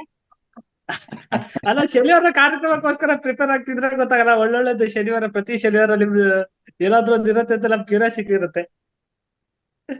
ಹಂಗೇನಿಲ್ವಲ್ಲಪ್ಪ. ಒಂದ್ ರಂಗಜ್ಜಿ ಕತೆ ಅದೊಂದ್ ಮಾಡ್ಬಿಟ್ಬಿಟ್ವು, ಇನ್ ಯಾವ್ದು ತಂದಿಲ್ವಲ್ಲಪ್ಪ. ಮೊದ್ಲಿಂದ ಹಾಡು ಹೇಳೋದು, ಕವನ ಬರೆಯೋದು ಎಲ್ಲ ಮಾಡ್ತಾ ಇರ್ತೀರಲ್ಲ. ನೆಕ್ಸ್ಟ್ ಶನಿವಾರ ಏನನ್ಸುತ್ತೆ ನಮ್ಗೆ ಈ ಶನಿವಾರ ಬಂದ ಕೂಡಲೇ? ಮುಂದಿನ ಶನಿವಾರ ಅಂತೂ ನೀವ್ ಯಾರುನು ಅನ್ಕೊಂಡಿರಲ್ಲ ಅಂತ ಸಂದಾಗ ಬೊಂಬಾಟಾಗಿರೋದ್ ತರ್ತಿದೀವಿ ಕಣಪ್ಪ. ದಯವಿಟ್ಟು Okay, ಯಾರು okay. ಸದಸ್ಯಿದ್ರೆ ಹೆಸರು ಕೊಟ್ಬಿಡಿ, ನಾವ್ ಬರ್ಕೊಂಡ್ಬಿಡ್ತೀವಿ. ಓಕೆ, ಥ್ಯಾಂಕ್ ಯು ಸರಿ ಮೇಡಮ್, ಥ್ಯಾಂಕ್ ಯು. ಕಣಪ್ಪ. ಆಯ್ತು ಥ್ಯಾಂಕ್ ಯು ಕಣಪ್ಪ. ನಮ್ಗೆ ಇಂಗ್ಲಿಷ್ ಸರಿಯಾಗಿ ಬರೋಲ್ಲ ಕಣಪ್ಪ, ಓದಿಲ್ಲ ನಾವು. ನಮ್ಮ ಅಪ್ಪ 10ನೇ ಧನ್ಯವಾದ, ಕ್ಲಾಸ್ ಧನ್ಯವಾದ. ಮಾಡಿಸ್ಬಿಟ್ಟು ಕುರಿ ಮೇಕೆ ಮೇಯ್ಸ್ಕೊಳಕ್ ಹಾಕೊಂಡ್ಬಿಟ್ರು ಕಣಪ್ಪ. ನಮ್ಮ ಅತ್ತೆಮ್ಮ ಬರಲ್ಲ ಅಂತಾನೆ ಇಂಗ್ಲಿಷ್ ಅಲ್ಲೇ ಜಾಸ್ತಿ ಮಾತಾಡೋದು. ದಿನ ನೀವೆಲ್ಲ ಸೇರ್ಕೊಂಡು ಇಷ್ಟೊಂದ್ ಜ್ಞಾನ ತುಂಬವಾಗ ಟಸ್ ಪುಸ್ ಇಂಗ್ಲಿಷ್ ವಾಟ್ ಈಸ್ ದಿಸ್ ವಾಡ್ಕೊಂಡ್ ಬೈಟಿಲ್ಲ ಪುಸ್ ಅಂತ ನಾರ ಬರ್ತದ ಕಣಪ್ಪ. ಈಟೀಟೆ ಬರ್ತದೆ. ಮತ್ತೆ ಒಂದು ವಿಚಾರವನ್ನ ಬೆಳಿಗ್ಗೆ ನಾನು ಮಾತಾಡ್ಬೇಕಾಗಿತ್ತು. ಏನಂತ ಹೇಳಿದ್ರೆ, ಈಗ ನಾವು ಏನು 7 ಚಕ್ರಗಳದ್ದು ಇವತ್ತು ಅಭ್ಯಾಸ ಮಾಡಿದೀವಿ. ಇದನ್ನ ಒಂದೊಂದು ಬೀಜ ಮಂತ್ರವನ್ನು ಕೂಡ 17 ಬಾರಿ ನೀವು ಉಚ್ಚಾರಣೆ ಮಾಡಿಕೊಂಡು ನಿರಂತರವಾಗಿ ಅಭ್ಯಾಸ ಮಾಡಿ. ಈಗ ಏನ್ ರಂಗನಾಥ್ ಸರ್ ಅವರು ಏನು ಒಂದೊಂದು ಚಕ್ರಕ್ಕೆ ಯಾವ ಗ್ಲ್ಯಾಂಡ್ ಸಂಪರ್ಕ ಇದೆ, ದೇಹದಲ್ಲಿ ಏನ್ ಪರಿಣಾಮ ಆಗುತ್ತೆ, ಇದೆಲ್ಲ ಆಗ್ಬೇಕು ಅಂತ ಹೇಳಿದ್ರೆ ಅದಕ್ಕೆ ಕೆಲವು ಆಸನಗಳು ಇದಾವೆ. ಒಂದೊಂದು ಆಸನಕ್ಕೂ ಒಂದೊಂದು ಚಕ್ರವೂ ಕೂಡ ಉದ್ದೀಪನವಾಗುತ್ತೆ. ಮತ್ತೆ ಪ್ರಾಣಾಯಾಮದಲ್ಲೂ ಕೂಡ ಕೆಲವು ಪ್ರಾಣಾಯಾಮಗಳನ್ನು ಮಾಡೋದ್ರ ಮೂಲಕವೂ ಆಯಾ ಚಕ್ರಗಳು ಉದ್ದೀಪನವಾಗ್ತವೆ, ಮತ್ತೆ ಆಯಾ ಗ್ಲ್ಯಾಂಡ್ಗಳು ಆಕ್ಟಿವೇಟ್ ಆಗ್ತಾ ಹೋಗುತ್ತೆ.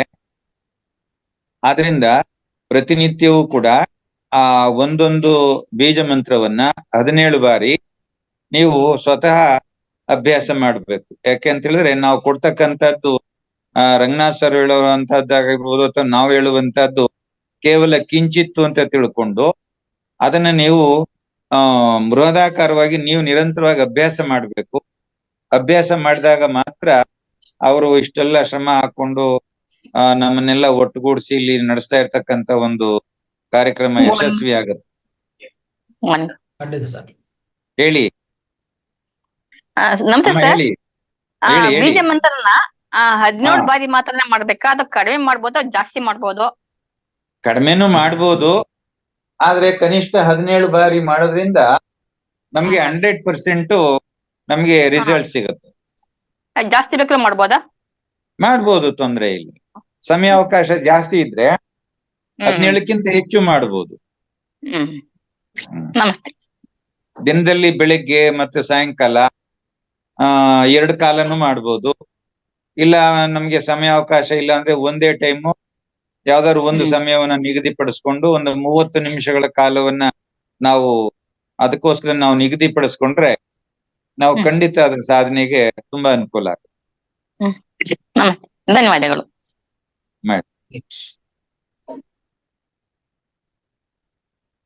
ಪ್ರಶ್ನೆಗಳೆಲ್ಲರಿಗೂ ಆಯ್ತಾ? ಆಯ್ತು. ಇನ್ನು ಯಾರು ಮಾತಾಡ್ಬೇಕಾ? ಇಲ್ಲ. ನಂದಾ ಮೇಡಮ್ ಮಾತಾಡ್ತೀರಾ? ನಮಸ್ತೆ ಗುರುಜಿ. ನಮಸ್ತೆ ನಾಗರಾಜ್ ಗುರುಜಿ. ಅದೇ ಅಮ್ಮ ಈಗ ಹಿಂದಿಂದು ನಮಸ್ಕಾರ. ಅಂತಃಸ್ರಾವಿಕ ಗ್ರಂಥಿಗಳನ್ನ ನಾವು ಸಕ್ರಿಯಗೊಳಿಸಲು ಗುರೂಜಿ ಹೇಳಿದ್ರು. ಅದು ತಮ್ಮ ಬೀಜಾಕ್ಷರ ಮೂಲಕ ನಾವು ಮುದ್ರೆ ಹಾಕಿ ಅದನ್ನ ಮಾಡೋದ್ರಿಂದ ಇನ್ನೂ ಆಕ್ಟಿವ್ ಆಗುತ್ತೆ ಅಂತ ನಾನ್ ತಿಳ್ಕೊಂಡಿದ್ದೀನಿ ಗುರೂಜಿ. ಹೌದು ಒಂದೊಂದ್ ಹೌದು ಚಕ್ರ ಆಗಿ ಒಂದೊಂದ್ ಮುದ್ರಾ, ಆಮೇಲೆ ಅದಕ್ಕೆ ಹೌದು ಅಂತಃಸ್ರಾವಿಕ ಗ್ರಂಥಿಗಳ ಬಗ್ಗೆ ಹೇಳಿದ್ರಿ. ಇದು ಬೀಜಾಕ್ಷರನು ನಾವು ಪಠನ ಮಾಡೋದ್ರಿಂದ, ಆ ಮುದ್ರೆ ಹಾಕಿ ಮಾಡೋದ್ರಿಂದ ಹ್ಮ್ ಸಕ್ರಿಯಗೊಳಿಸಬಹುದು ಅಂತಂದು ನನ್ನ ಅಭಿಪ್ರಾಯ ಗುರೂಜಿ. ಖಂಡಿತ ಹೌದು ಖಂಡಿತ. ಹೌದು ಹೌದು ಇವತ್ತು ಅದೇ ವಿಷಯನೇ ಬಂತು. ಯಾಕಂದ್ರೆ ಬೀಜಾಕ್ಷರಗಳನ್ನು ನಾವು ಬೆಳಗ್ಗೆ ಧ್ಯಾನಕ್ಕಿಂತ ಪೂರ್ವದಲ್ಲಿ ಮಾಡಿದ್ವಿ. ನಂತರ ಮುದ್ರಾ ಹೇಳಿದ್ರು. ಅವನ್ನ ನಾವು ಪ್ರತಿದಿನ ಒಂದ್ ಎಷ್ಟು ಅಂದ್ರೆ ಇದಕ್ಕ ಟೈಮ್ ಏನಾದ್ರೂ ಇದೆ ಅಥವಾ 17 ಬಾರಿ ನಾವು ಮಂತ್ರ ಬೀಜಾಕ್ಷರ ಮಾಡುವಾಗ ಅಷ್ಟೇ ಮುದ್ರೆ ಹಾಕಿದ್ರೆ ಸಾಕಲ್ಲ ಗುರುಜಿ? ಸಾಕು ಸಾಕು. ಸರಿ, ಓಕೆ, ಥ್ಯಾಂಕ್ ಯು ಗುರುಜಿ. ಓಕೆ ಅಮ್ಮ. Okay, thank you madam. ಗುರುಜಿ ಎಲ್ಲಾರ್ದು ಆಯ್ತು ಅನ್ಸುತ್ತೆ. ಕ್ಲಾಸ್ ಏನ್ ಮಾಡಿದ್ವಿ ರೈಟ್. ಗುರುಜಿ? ನಂದು ನನ್ ಗುರುಜಿ ನಾನು ಸಾತ್ವಿಕ ರೋಟಿ ಮಾಡಿದ್ದ ನೀನ್ ಹಾಕಿದ್ದೆ ಗುರುಜಿ ಫೋಟೋ. ಎಸ್ ಹಾಕಿದೆ. ಅದು ಗ್ರೂಪಲ್ಲೇ ಹಾಕ್ತೀವಿ. ಆಯ್ತು, ಓಕೆ ಮಾಡಿ. ಅದು ತಾವು ತೋರಿಸಿದ್ದಕ್ಕೂ ನಾವು ಅವತ್ತೇ ಮಾಡಿದ್ಕೂ ಅದು ಹೊಂದಾಣಿಕೆ ಆಯ್ತು ಗುರುಜಿ. Very good very good very good. Thank you ಗುರುಜಿ, ಥ್ಯಾಂಕ್ ಯು. ಎಸ್ ಗುರುಜಿ, ಈಗ ಇದು ಅತೀಂದ್ರಿಯ ಅನುಭವ ವಿಜ್ಞಾನಕ್ಕೆ ಸವಾಲು ನಾನು ಸ್ವಲ್ಪ ಪಾಯಿಂಟ್ಸ್ ಮಾಡಿದೀನಿ. ಭಾಗ 1ರಿಂದ ಭಾಗ 4 ಒಂದ್ 5ರಿಂದ 6 ನಿಮಿಷ ಆಗುತ್ತೆ. ಅದು ಹೇಳ ಅಥವಾ ಇವತ್ತಿಂದ ಅಷ್ಟೇ ಹೇಳ್ಬಿಟ್ಟು ಏನ್ ಮಾಡ್ಲಾ? ಅದು ಅದು ಬೇಡ ಬಿಡಿ, ಈಗ ಮತ್ತೆ ಸಮಯ ಆಗ್ತದಲ್ಲ. ಬೇಕಾದ್ರೆ ಅದು ನೀಟಾಗಿ ಬರ್ದು ವಾಟ್ಸಪ್ ಅಲ್ಲಿ ಕಳಿಸಿ ಎಲ್ಲರಿಗೂ. ಓಕೆ ಗುರುಜಿ. ಆ ಪಾಯಿಂಟ್ಗಳು ನೀವು ಏನ್ ಬರ್ದಿದ್ರು ನೀಟಾಗಿ ಟೈಪ್ ಮಾಡಿ ವಾಟ್ಸಪ್ ಅಲ್ಲಿ ಕಳಿಸಿ, ಎಲ್ಲರೂ ನೋಡ್ಕೋತಾರೆ. ಭಾಗ 1ರಿಂದ ಭಾಗ 4 ಏನೇನಿದೆ ಅನ್ನೋದನ್ನ ನಾನು ಪಾಯಿಂಟ್ಸ್ ಈಗ ಕುತ್ಕೊಂಡ್ ಮಾಡಿದ್ದೆ. ಅದು ಕ್ಲಾಸ್ ಕೇಳ್ತಾನೆ. ರೈಟ್ ಸೊ ಓಕೆ, ಇವತ್ತಿಂದ ಅಷ್ಟೇ ಹೇಳ್ಬಿಟ್ಟು ಏನ್ ಮಾಡ್ತೀನಿ. Right right. Okay okay masters, ಅತೀಂದ್ರಿಯ ಅನುಭವ ವಿಜ್ಞಾನಕ್ಕೆ ಸವಾಲು ಭಾಗ 4ರಲ್ಲಿ ನಾವು ಇವತ್ತು ತುಂಬಾ ವಿಷಯಗಳನ್ನ ತಿಳ್ಕೊಂಡ್ವಿ. ಲೋಲಕದ ಬಗ್ಗೆ ತಿಳ್ಕೊಂಡ್ವಿ. ಟೆಲಿಪತಿ ಅಂದ್ರೆ ಏನು, ದೂರ ಮನಸ್ಪರ್ಶ, ಮತ್ತೆ ಮನೋಶಕ್ತಿ ಬಳಸಬೇಕು, ಬುದ್ಧಿಶಕ್ತಿಯನ್ನ ಅದರಲ್ಲಿ ಉಪಯೋಗಿಸಬಾರ್ದು ಅಂತ ನಾವು ಅದ್ರಲ್ಲಿ ತಿಳ್ಕೊಂಡ್ವಿ. ಮತ್ತೆ ಟೆಲಿಪತಿಯಿಂದ ಲಾಭಗಳು ಭೌತಿಕವಾಗಿ ಮತ್ತೆ ಆಧ್ಯಾತ್ಮಿಕವಾಗಿ ಹೇಗೆ ಬಳಸಬಹುದು ಅನ್ನೋದನ್ನ ಮೇಡಮ್ ತುಂಬಾ ಚೆನ್ನಾಗಿ ಹೇಳಿದ್ರು. ಆಟೋ ಸಜೆಷನ್ ಅಂತಾನು ಅದಕ್ಕೆ ಹೇಳ್ತಾರೆ ಅಂತಾನು ಹೇಳಿದ್ರು. ಮತ್ತೆ ಸೂಕ್ತ ಮನಸ್ಸು ಶಾಶ್ವತ ನೆನಪಿನ ಭಂಡಾರ. ಸೂಕ್ತ ಮನಸ್ಸಲ್ಲೇನೆ ಎಲ್ಲಾನು ಇರುತ್ತೆ. ಅದನ್ನ ನಾವ್ ಯಾವ ತರ ಆಕ್ಟಿವ್ ಮಾಡ್ಕೋಬೇಕು ಅನ್ನೋದನ್ನ ಅದು ಮೇಡಮ್ ಕ್ಲಾಸ್ ಮಾಡ್ತಾರಂತೆ. ಯಾರಿಗಾದ್ರೂ ಇಂಟ್ರೆಸ್ಟೆಡ್ ಇದ್ರೆ ನೇಮ್ ಅನ್ನ ಕೊಡಿ. ಯಾಕಂತಂದ್ರೆ ನನ್ಗೂ ತುಂಬಾನೇ ಆಸೆ ಇದೆ, ನಾನು ಕಲಿಬೇಕು ಅಂತ ಇದೆ. ಗುರುಜಿ ನಾನು ಬರ್ತೀನಿ ಯಾವಾಗ ಅಂತ ಅನೌನ್ಸ್ ಮಾಡಿ. ಮತ್ತೆ ಆಧ್ಯಾತ್ಮಿಕ ಟೆಲಿಪತಿ ಉಪಯೋಗ, ಆಧ್ಯಾತ್ಮಿಕದಲ್ಲೂ ಸಹ ಟೆಲಿಪತಿ ಉಪಯೋಗ ಏನೇನಂತ ಮೇಡಮ್ ಹೇಳಿದ್ದಾರೆ. ಆತ್ಮಗಳ ಜೊತೆ ಮಾತಾಡಬಹುದು, ಮತ್ತೆ ಅಶರೀರವಾಣಿಯನ್ನ ಗ್ರಹಿಸಬಹುದು, ಮತ್ತೆ ಆಸೆಗಳನ್ನ ನಾವು ಈಡೇರಿಸ್ಕೋಬಹುದು ಅಂತ ಆಧ್ಯಾತ್ಮಿಕ ಟೆಲಿಪತಿಯಲ್ಲಿ ಮೇಡಮ್ ಪಾಯಿಂಟ್ಸ್ ಹೇಳಿದ್ರು. ಮತ್ತೆ ಆಕಾಶಿಕ್ ರೆಕಾರ್ಡ್ ಬಗ್ಗೆನೂ ಸಹ ತಿಳ್ಕೊಂಡ್ವಿ. ಭೂಗ್ರಂಥಗಳ ಬಗ್ಗೆ ತಿಳ್ಕೊಂಡ್ವಿ. ಬ್ಲಾಕೆಟ್ ತಂತ್ರಗಳ ಬಗ್ಗೆನೂ ತಿಳ್ಕೊಂಡ್ವಿ. ದಿಗ್ಬಂಧನ ಬಗ್ಗೆ ತಿಳ್ಕೊಂಡ್ವಿ. ಸಂಕಲ್ಪ ಶಕ್ತಿ ಮತ್ತು ಮಂತ್ರಶಕ್ತಿ ಹೇಗೆ, ಅದ್ರಿಂದ ನಮ್ಗೆ ಏನಾದ್ರು ತುಂಬಾ ತಿನ್ನೋದು ಇದ್ರೆ ಅದನ್ನ ಯಾವ ತರ ನಾವು ಕಡಿಮೆ ಮಾಡ್ಕೋಬಹುದು ಅನ್ನೋದು ಒಂದು ಕಥೆಯ ಮೂಲಕ ಮೇಡಮ್ ತುಂಬಾ ಚೆನ್ನಾಗಿ ಹೇಳಿದ್ರು. ಗಾಳಿಯೊಡನೆ ಹೇಗೆ ಬದುಕಬಹುದು, ಊಟ ತಿಂಡಿ ಬಿಟ್ಟು ಸಹ ಗಾಳಿಯೊಡನೆ ಹೇಗೆ ಬದುಕಬಹುದು ಅನ್ನೋದನ್ನ ತುಂಬಾ ಚೆನ್ನಾಗಿ ಮನೋರಮ ಹೇಳಿದ್ರು. ಅಲ್ಟ್ರಾಸೈಟ್ಸ್ ಕಾನ್ಶಿಯಸ್ ಬಗ್ಗೆ ಹೇಳಿದ್ರು. ಮೆದುಳಿನ ತರಂಗಗಳು ಆಲ್ಫಾ ಬೀಟಾ ಥೀಟಾ ಅಂತ ಹೇಳಿದ್ರು. ತುರಿಯ ಸ್ಥಿತಿಯಲ್ಲಿ ಇದ್ದಾಗ ಆಕ್ಟಿವ್ ಆಗಿರ್ತೀವಿ, ಅದು ಸಹ ಹೇಳಿದ್ರು. ಹಠಯೋಗ, ಅತೀಂದ್ರಿಯ ಸಾಧನೆ, ಮತ್ತೆ ಅಷ್ಟ ಸಿದ್ಧಿಗಳು, ಹನುಮಂತನ ಬಗ್ಗೆ ಉದಾಹರಣೆ ಕೊಟ್ಟು ಹೇಳಿದ್ರು. ಅನಿಮ, ಮಹಿಮ, ಲಗಿಮ, ಗರಿಮ ಅಂತ.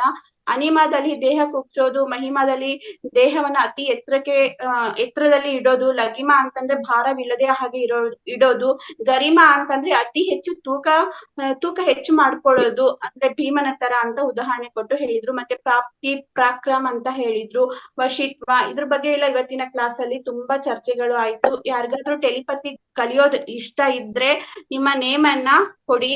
ಎಲ್ಲರೂ ಒಂದ್ 30-35 ಜನ ಆದ್ರೆ ಗುರುಜಿ ಮಹಾವತಾರ್ ಫೌಂಡೇಶನ್ ಅಲ್ಲಿ ಮಾಡ್ತಾರೆ. ಹಾಗೇನೆ ಇವತ್ತು ಸಮಗ್ರ ಜೀವನ ಶೈಲಿಯಲ್ಲಿ ನಾವು 7 ಚಕ್ರಗಳು ಮತ್ತು ಆಧ್ಯಾತ್ಮಿಕ ಗ್ರಂಥಿಗಳ ಬಗ್ಗೆ ತಿಳ್ಕೊಂಡ್ವಿ. ಮತ್ತೆ ಸೋರಿಯಾಸಿಸ್ ಬಗ್ಗೆ ತಿಳ್ಕೊಂಡ್ವಿ. ಸೋರಿಯಾಸಿಸ್ ಯಾಕೆ ಬರುತ್ತೆ, ಮತ್ತೆ ಸೋರಿಯಾಸಿಸ್ ಬಂದಾಗ ನಾವ್ ಏನ್ ಮಾಡ್ಬೇಕು, ಮತ್ತೆ ಯಾವ್ಯಾವ ಚಕ್ರದ್ದು ಏನೇನ್ ಕೆಲ್ಸ, ಯಾವ್ಯಾವ ಗ್ರಂಥಿಗಳು ಅದು ಕೆಲಸ ಮಾಡುತ್ತೆ ಅಂತ ಗುರುಜಿ ಹೇಳಿದ್ರು. ಮೂಲಾಧಾರ, ಸ್ವಾಧಿಷ್ಠಾನ, ಮಣಿಪುರ, ಅನಾಹತ, ವಿಶುದ್ಧಿ ಚಕ್ರ ಮತ್ತೆ ಆಜ್ಞಾ ಚಕ್ರಗಳಿಗೆ ಯಾವ್ಯಾವ ಗ್ರಂಥಿಗಳು ಕೆಲಸ ಮಾಡುತ್ತೆ. ಮತ್ತೆ ಇದು ಪಿಟ್ಯೂಟರಿ ಗ್ರಂಥಿ, ಅದು ಮಾಸ್ಟರ್ ಗ್ರಂಥಿ. ಅದನ್ನ ನಾವು ಆಕ್ಟಿವ್ ಮಾಡ್ಕೊಂಡ್ರೆ ಎಲ್ಲಾ ಗ್ರಂಥಿಗಳು ಚೆನ್ನಾಗಿ ಆಕ್ಟಿವ್ ಆಗುತ್ತೆ ಅಂತ ತಿಳ್ಕೊಂಡ್ವಿ. ಆಮೇಲೆ ಇವತ್ತು ನಿಸರ್ಗ ಜೀವನ ಶೈಲಿಯಲ್ಲಿ ನಾವು ಸೋರಿಯಾಸಿಸ್ಗೆ ಏನ್ ಮಾಡ್ಬೇಕು? ಸ್ನಾನಕ್ಕೆ ಹಿಟ್ಟನ್ನ ಬಳಸ್ಬೇಕು, ತಣ್ಣೀರ್ ಸ್ನಾನ ಮಾಡ್ಬೇಕು, ತಲೆಗೆ ಸಿಗೆ ಪುಡಿ ಹಾಕ್ಬೇಕು, ಮತ್ತೆ 2 ಸರಿ ಸ್ನಾನ ಮಾಡ್ಬೇಕು, ಕರ್ಪೂರ ಅರಿಶಿನ ಪುಡಿಯನ್ನ ಬಳಸ್ಬೇಕು, ಸೈಂಧವ ಲವಣ ಬಳಸ್ಬೇಕು, ನಿಂಬೆ ಹಣ್ಣು ಬಳಸ್ಬೇಕು, ಆಮೇಲೆ ಹತ್ತಿ ಬಟ್ಟೆ ಹಾಕೋಬೇಕು, ನೀರ್ ಜಾಸ್ತಿ ಕುಡಿಬೇಕು. ಅದನ್ನ ಹೇಗೆ ಕುಡಿಬೇಕು ಅಂತಂದ್ರೆ ತಾಮ್ರದ ಒಂದು ಪಾತ್ರೆಯಲ್ಲಿ ನೀರಿಟ್ಟು ಕುಡಿಬೇಕು, ತುಳಸಿ ಕಷಾಯವನ್ನ ಮಾಡ್ಕೊಂಡು ಕುಡಿಬೇಕು, ಮತ್ತೆ ಬಿಸಿನೀರಿಗೆ ಉಪ್ಪು ಹಾಕೊಂಡು ವಾರಕ್ಕೊಮ್ಮೆ ಆದ್ರೂ ನಾವ್ ಏನ್ ಮಾಡ್ಬೇಕು, ಆ ನೀರನ್ನ ಕುಡಿಬೇಕು ಅಂತ ಹೇಳಿದ್ರು ಗುರುಜಿ. ಚರ್ಮ ರೋಗಕ್ಕೆ ಲೇಪನ ಏನೇನ್ ಮಾಡ್ಬೇಕು ಅಂತಂದ್ರೆ ಶ್ರೀಗಂಧ ಮತ್ತೆ ಅರಿಶಿನ, ಅಲೋವೆರಾ ಅರಿಶಿನ ಹಚ್ಕೋಬೇಕು. ಬಿಳಿ ಸಾಸಿವೆ, ಜೀರಿಗೆ ಮತ್ತು ಕಪ್ಪು ಎಳ್ಳನ್ನ ಹಾಲಿನಲ್ಲಿ ಬೆರೆಸಿ ಚರ್ಮಕ್ಕೆ ಅಪ್ಲೈ ಮಾಡಿದ್ರೆ ಚರ್ಮ ಚೆನ್ನಾಗಾಗುತ್ತೆ ಅಂತ ಇಷ್ಟೆಲ್ಲ ನಾವು ವಿಷಯಗಳನ್ನ ತಿಳ್ಕೊಂಡ್ವಿ. ಹಾಗೇನೆ ಇವತ್ತಿನ ಒಂದು ಮುದ್ರಾ, ಸೋರಿಯಾಸಿಸ್ಗೆ ಮುದ್ರಾ ಏನಂತ ತಿಳ್ಕೊಂಡ್ವಿ ಅಂತಂದ್ರೆ ವರುಣ ಮುದ್ರಾ ತಿಳ್ಕೊಂಡ್ವಿ. ವರುಣ ಮುದ್ರವನ್ನ ಮಾಡಿಬಿಟ್ಟು ಮತ್ತೆ ಪ್ರಾಣ ಮುದ್ರೆಯನ್ನ ಮಾಡ್ಬೇಕು. ಇಷ್ಟು ವಿಷಯಗಳನ್ನ ಇವತ್ತಿನ 157ನೇ ದಿನದ ಒಂದು ಕ್ಲಾಸ್ ಅಲ್ಲಿ, ಇಷ್ಟೇ ಅಲ್ಲದೆ ಒಂದ್ ಸ್ವಲ್ಪ ವಿಶೇಷ ಸಂಚಿಕೆಯ ತರನು ಆಯ್ತು. ನೀಟಾಗಿ ನೋಟ್ ಮಾಡಿದಿರಾ, ಅರ್ಥ ಆಯ್ತು. ತುಂಬಾ ಚೆನ್ನಾಗಿ ನೋಟ್ ಮಾಡಿದ್ರೆ ಎಲ್ಲ ವಿಷಯಗಳು. ಆದ್ರೆ ನಾವು ಲಾಸ್ಟ್ ಅಲ್ಲಿ ಸಮರಿಯಲ್ಲಿ ಅಷ್ಟೆಲ್ಲ ಪೂರ್ತಿ ಹೇಳೋದು ಬೇಕಾಗಿಲ್ಲ, ಯಾಕಂದ್ರೆ ಮತ್ತೆ ರಿಪಿಟೇಷನ್ ಆಗತ್ತಲ್ಲ. ಓಕೆ ಎಷ್ಟು ಶಾರ್ಟ್ ಆಗಿ ಹೇಳಿ ಮುಗಿಸ್ಬೇಕಾಗುತ್ತೆ. ಅಂದ್ರೆ ವೋಟ್ ಆಫ್ ಥ್ಯಾಂಕ್ಸ್ ಹೆಂಗಿರ್ಬೇಕಂದ್ರೆ ವೆರಿ ಶಾರ್ಟ್ ಅಂಡ್ ಸ್ವೀಟ್ ಆಗಿರ್ಬೇಕು. ಪೂರ್ತಿ ಕ್ಲಾಸ್ ಹೇಳಿದ್ರೆ ಮತ್ತೆ ಅದೇ ಎಲ್ಲರಿಗೂ ಸಮಯ ಇದಾಗತ್ತಲ್ಲ. ಓಕೆ, ಆತರ ಮಾಡಿ. ಇವತ್ತಿನ ಅದ್ಭುತ ಕಾರ್ಯಕ್ರಮ ತುಂಬಾ ಚೆನ್ನಾಗಾಯ್ತು. ಈ ಕಾರ್ಯಕ್ರಮದಲ್ಲಿ ಭಾಗವಹಿಸಿದಂತಹ ಎಲ್ಲಾ ಆತ್ಮ ಬಂಧುಗಳಿಗೂ ಹಾಗೂ ಯೂಟ್ಯೂಬ್ ನಲ್ಲಿ ವೀಕ್ಷಿಸುತ್ತಿರುವ ಎಲ್ಲಾ ಆತ್ಮ ಬಂಧುಗಳಿಗೂ ಸಹ ಹೃದಯಪೂರ್ವಕ ಧನ್ಯವಾದಗಳು. ನಾಗರಾಜ್ ಗುರುಜಿ, ಮನೋರಮಾ ಅಮ್ಮ ಮತ್ತೆ ಹಾಗೂ ರಂಗನಾಥ್ ಗುರುಜಿಗೆ ಹೃದಯಪೂರ್ವಕ ಧನ್ಯವಾದಗಳನ್ನ ತಿಳಿಸ್ತೀನಿ. Thank you masters. Thank you masters. ಎಲ್ಲರಿಗೂ ನಮಸ್ಕಾರ. ಇವತ್ತಿನ ಶನಿವಾರ ಸಂಚಿಕೆ ಅದ್ಭುತವಾಗಾಯಿತು. ಸೊ ಅದ್ಭುತವಾದ ಜ್ಞಾನ ಹಂಚಿಕೆ, ಅನುಭವಗಳು, ಮತ್ತೆ ನಾಗರಾಜ್ ಸರ್ ಅವರು ಮತ್ತೆ ದೀಪಾ ಅವರು ಎಲ್ಲರೂ ಪ್ರತಿಯೊಬ್ಬರು ಇದರಲ್ಲಿ ಭಾಗವಹಿಸಿ ಅದ್ಭುತವಾಗಿ ಈ ಕಾರ್ಯಕ್ರಮ ನಡೆಸಿದ್ದಾರೆ. ಎಲ್ಲರೂ ಮತ್ತೆ ಒಂದ್ಸರಿ ಧನ್ಯವಾದ ಹೇಳ್ತಾ ಇವತ್ತಿನ ಕಾರ್ಯಕ್ರಮವನ್ನು ಈಗ ಮುಕ್ತಾಯ ಮಾಡೋಣ. ಥ್ಯಾಂಕ್ ಯು, ನಮಸ್ತೆ. ಥ್ಯಾಂಕ್ ಯು ಗುರುಜಿ. ಧನ್ಯವಾದಗಳು ಆಲ್ ಮಾಸ್ಟರ್ಸ್.